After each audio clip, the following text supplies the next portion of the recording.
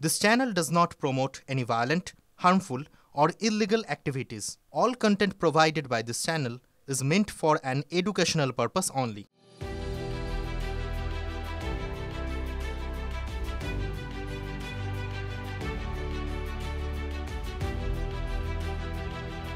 সীমান্ত হবে আগের মতো, চীনের সঙ্গে ঘুচবে দূরত্ব, কি ভাবছে সাউথ ব্লক? ট্রাম্পের শুল্কাঘাতের পর থেকে এই প্রশ্নগুলো ঘুরে বেড়াচ্ছে নয়াদিল্লির আকাশে। বরাবরের অম্লমধুর সম্পর্ককে এত সহজে মধুর করা কি সত্যিই সম্ভব? অবশ্য সেই চেষ্টা যে চলছে না এমনটা বললেই নয়।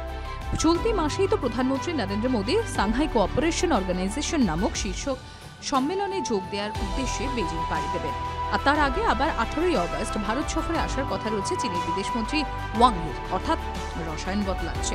আর এই আবহে বৃহস্পতিবার দেশের বিদেশ মন্ত্রকের মুখপাত্র রণধীর জয়সওয়াল জানালেন, সীমান্ত বাণিজ্য পুনরায় শুরু করার জন্য দুই দেশের মধ্যে কথাবার্তা চলছে। তিনি আরও জানিয়েছেন, উত্তরাখণ্ডের লিপুলেক পাস, হিমাচল প্রদেশে শিবকিপ লা পাস এবং সিকিমের নাথুলা পাস, এই 3 সীমান্ত এলাকা দিয়ে পুনরায় দ্বিপাক্ষিক বাণিজ্যের জন্য নয়াদিল্লি ও বেজিং এর প্রতিনিধিদের মধ্যে আলোচনা চলছে। যদি কোনো পদক্ষেপ নেওয়া হয় তাহলে জানানো হবে। অতীত বলছে, গত 5 বছর এই 3 সীমান্ত এলাকা দিয়ে বেজিং এর বাণিজ্য স্থগিত হয়েছিল ভারতে। আর সেই সময় দুই দেশের মধ্যে সীমান্ত নিয়ে টানাপোড়েন, একটা দূরত্ব, হঠাৎ করে ব্যবসা লাটে উঠল। আর বাণিজ্য বন্ধ হলে কয়েক মাসের মধ্যে প্রকৃত নিয়ন্ত্রণ রেখায় ভারত চীন সংঘর্ষ। কিন্তু এইভাবে কতদিন?